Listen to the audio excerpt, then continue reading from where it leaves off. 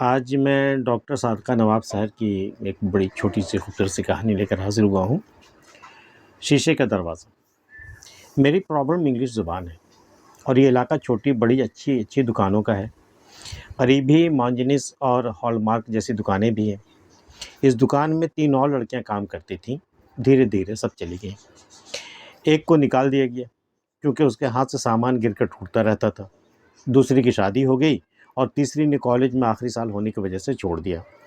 ये सब इतनी जल्दी-जल्दी हुआ कि जॉब जॉइन करने के 10 दिनों के अंदर-अंदर मैं अकेली सेल्स कर रह गई थी। अगले दिन एक कस्टमर धड़ाधड़ इंग्लिश में शुरू हो गया। 2 मिनट बाद समझ में आया कि वो टाइपिंग जैसी नाम की कोई चीज़ माँग रहा है। Do you have it? No sir, sorry, मैंने फ़ौरन मना कर दिया। आंटी उस दिन सवेरे दुकान पर आ गई। मैंने आंटी से पूछा तो वो बोली, इतना महँगा ₹100 से शुरू होने वाला आइटम था, सुबह-सुबह इतना अच्छा ग्राहक लौटा दिया। गलती हो गई। वो सीधे हिंदी में टाइप इन कहता तो मैं दे ना देती।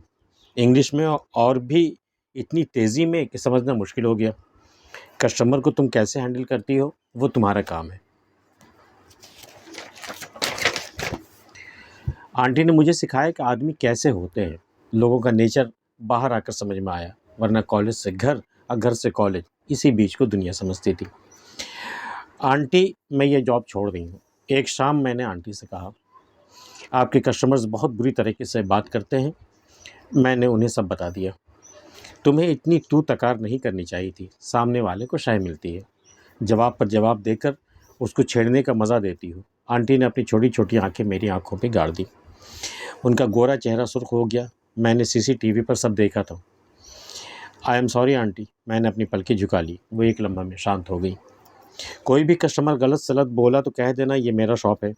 मेरी इज़्ज़त कैसी है, क्या है, कितनी है, मुझे सब पता है। पुलिस कंप्लेंट करूँगी, आंटी ने मुझे हिम्मत दी। और अगर तू रोएगी तो वो बोलता जाएगा, समझ जाएगा तू कमज़ोर है। रोना है तो बाद में रो लो। किसी ने गलत बोला तो जवाब दो। कस्टमर्स को ठीक से अटेंड करना ज़रूरी है, समझी? ये नहीं होता तो जॉब छोड़ दो। मुझे लगता है सब बॉस पर मुनहसर होता है। वो विश्वास दिलाए तो। इस जॉब ने सिर्फ कॉलेज की फ़ीस के पैसे ही नहीं दिए, मेरी ज़िंदगी भी बदल दी है। कब्रिस्तान के पीछे झोपड़ी में रहने वाली लड़की जो किसी से बात भी नहीं कर सकती थी, समझ गई, या तो फट से जवाब दो या फिर जॉब छोड़ दो। मैंने हिसाब का बही खाता बंद करके आंटी के टेबल के दाहिनी जानिब बनी ड्रॉज़ पे रख दिया। आईने के सामने खड़ी होकर खुले बालों में पिन लगाया। अपने सफ़ेद दुपट्टे को चेहरे के गिर्द लपेटकर पल भर में खुद को गौर से देखा। पुरानी काली जींस पैंट पर पहने सफ़ेद लंबे कुर्ते के सिलवटों को दुरुस्त किया। पर्स, ताला और चाबी का गुच्छा उठाकर शीशे का दरवाज़ा खोलकर दुकान से बाहर आ गई। शटर गिराकर उसे लॉक किया। तब तक शबाना भी अपनी दुकान बंद करके आ चुकी थी।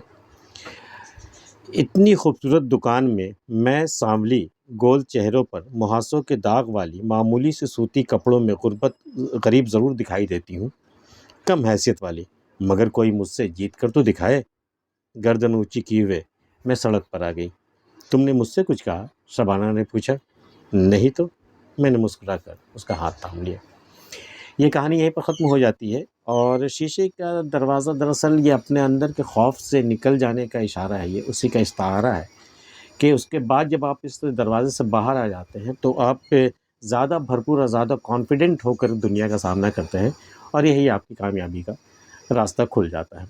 आपको सादका नवाब साहब की ये कहानी कैसी लगी हमें बताइएगा और अगर आपने हमारा चैनल अब तक सब्सक्राइब नहीं किया है तो कर लीजिएगा। मिलते हैं फिर किसी अगली वीडियो में, तब तक के लिए अल्लाह हाफ़िज़।